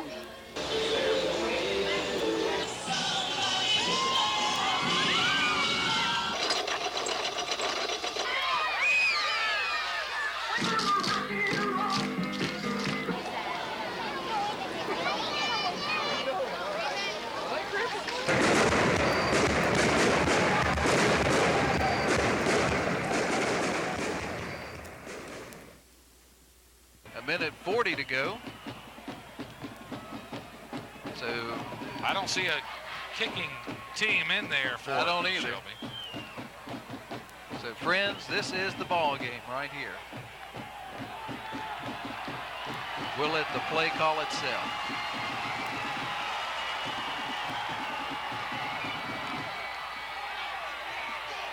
He is stopped. He did not get in the end zone. Kings Mountain will take over. They've got a minute and 35 seconds to drive the length of the field. Gash. One of the Kings Mountain players to stop the runner, Little John. Little John. So Kings Mountain answers with a goal line stand of their own. Here comes Timmy McLean in from the Kings Mountain bench, and see if he might have several plays coming from the bench. Clock now running. You've got the whole length of the field to go to score. McLean back to pass. Pass is going to be, it was close to being intercepted by number 40, who is Ray Shell. And the pass was intended for Jeff. I didn't catch his number, did you? Shell had the beat on it, and it was broken up actually by the Kings Mountain receiver. So they're going to have to go about 99 99 yards and 2 feet. And, you're going to have to do it by passing because you're going to have to keep that clock stopped. There you see the time remaining. The clock will stop on the incomplete pass. This time the pass is intercepted, and easily in the score is Shell. And that's the nail in the coffin. Well, we still got over a minute to go. See the replay here.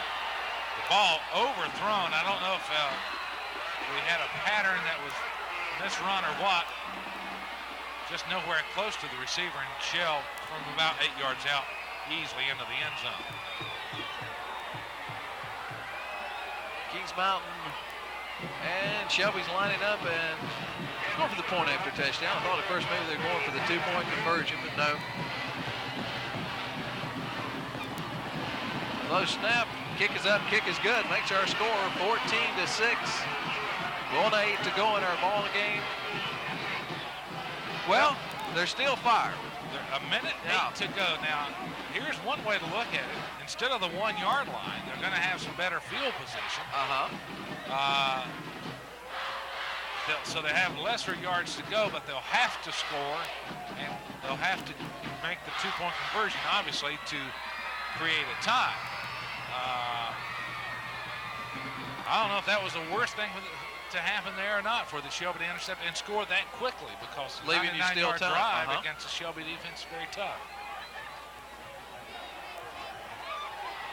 Still, that's an eternity, or it can be if it's used wisely in the football game.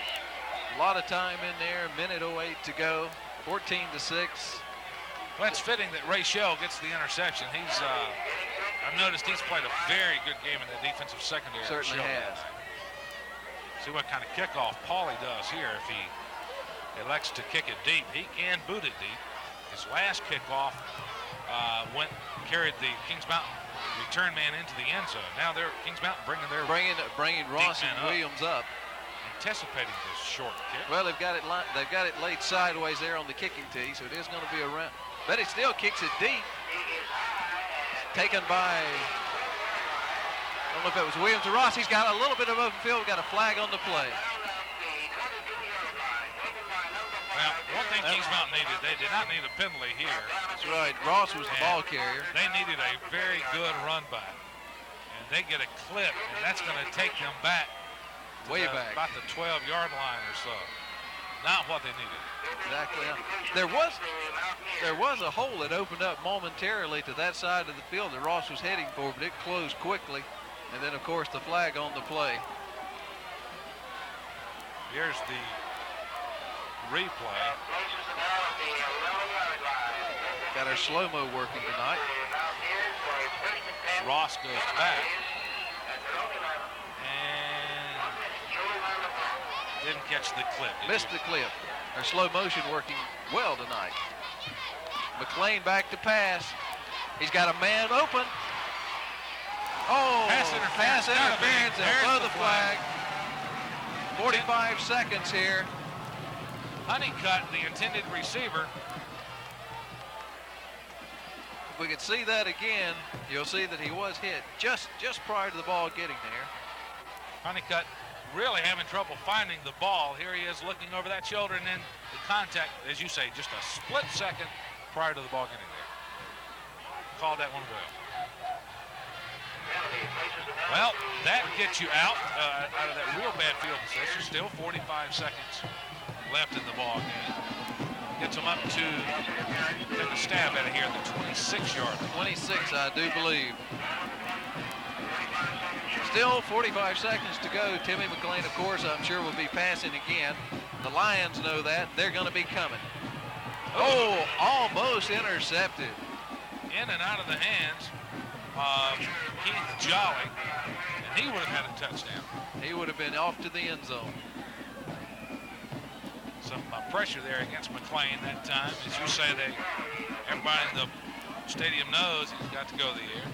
Yep, everyone knows what's he going to be doing, because that's, barring unforeseen circumstances, that's what you're going to do. You're going to throw the ball. Anybody that saw the Crest win over North Mecklenburg knows that this game's not over yet. Crest with 2 Hail Marys in their final scoring drive. This time, a little razzle-dazzle, end around in the pass. It's going to be intercepted by Shell. No, Shell knocks it down. Looks like he would have elected to. He could have caught that one. He elected to just simply knock it down. Here we go. Let's see it here. Well, the trouble with this call in this situation, Bo, is that all that handing off back there used up valuable time. And it doesn't benefit anything, because Shelby's going to lay back and guard against anything long, so they're not going to be playing tight, taking any chances. So they're not going to be biting at any end arounds or anything like that. I think you're just going to have to run the fly pattern and throw it as far as you can. Let him run as fast as you can. Let your quarterback throw it. That's what you wanted. Again, the ball was caught, but it was out of bounds. Ross caught the ball, but he was just out of bounds. Good coverage there by Sheldon Thompson. He had the interference call on him earlier. This time, excellent play. And here's the replay of it. As Ross actually does eventually make the catch, but it's clearly out of bounds. Good coverage by Thompson. Kings Mountain calls timeout. I was laughing to myself there just a moment. The announcer for the Shelby High Stadium over there. Well, we're going to take a 30-second break. Now I'll pick back on that in just a moment.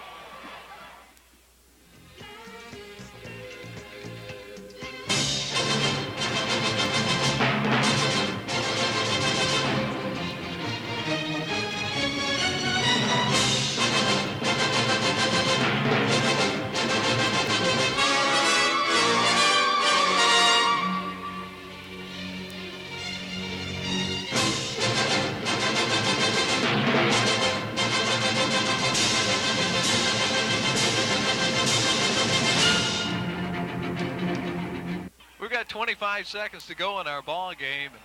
Jeff Champion, Bo Lovelace here, along with all the gang from Cleveland Community College. You can see the fans have emptied out. That's the Kings Mountain side you're seeing across the way, the Shelby faithful. And finishing up the story I started just a moment ago, Ken Vassey, who is the announcer for the Shelby High Golden Lions, said 4th down pass coming up. So everybody in the stadium knows there's going to be a pass.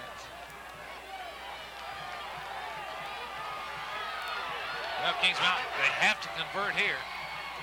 They've got to at least get the first down. There's no one open. He can run. He can run for the first down now. Ooh. And he tried to pass off, but he didn't get the first down. That one moment of hesitation there. If we could see it again, there was room to run, and then it closed up on him. Had some wide open field. Here it is. He's going to roll left. Doesn't see anything. Then field appeared to be wide open. There's your hesitation you commented, but here would be a good job by Little John, to contain him, stop him short of the first down, and so Shelby will take over, and the clock has started, and that's going to be the end of the ball game as it winds down without another play. Without another play, our final score is 14-6 from Shelby High Stadium, as the Battle of Buffalo Creek has been won by the Shelby High Golden Lions in a hard ball game on a cold night. Yeah, and the game was even closer than the 14-6 score indicates. Of course, we had a touchdown late, run in by Shell, But it was a very, very good ball game. A couple of good football teams. Teams are on the field, shaking hands. Jeff, I think that'll about wrap it up for us from here. So on behalf of Jeff Champion, this is Bo Lovis. Thank you very much for watching our game. Hope you enjoyed the broadcast. And one more time, this is the last high school football game Mel will be doing with us. Mel Campus, thanks a lot for all you've done for us. And we'll say good night with that. And the best of luck, Mel.